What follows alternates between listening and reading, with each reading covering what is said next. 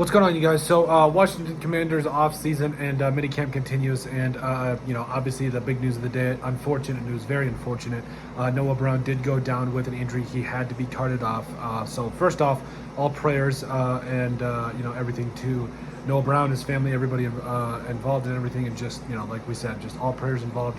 This is only a game at the end of the day, right? Like we watch it to get away from things on Sundays, and maybe just have that last final push to get through the rest of the week on Thursday nights, and then yes, on Mondays it's a really good ending to probably the worst day of the week. Am I right? But Noah Brown, nothing but love and prayers for him as we look to get more news as things kind of come out. So aside from that, there were a couple other players that kind of definitely stood out. One of those players being Trey Amos.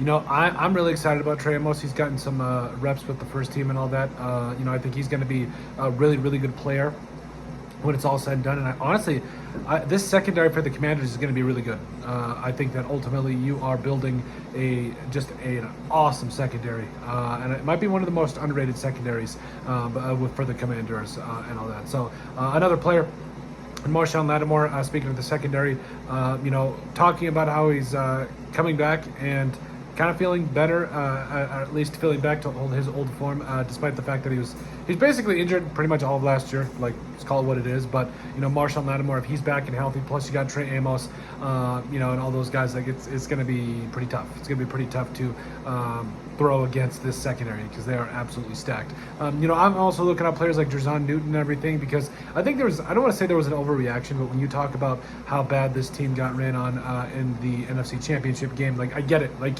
it's not a good look, but it's also the Eagles. Saquon, tush push, all that stuff. It's tough. So I'm excited. I'm keeping my eye on this D line, and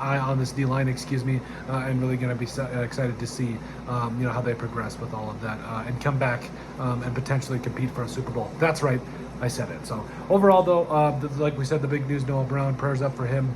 And the scary time, hopefully things are good to go, or at least not as bad.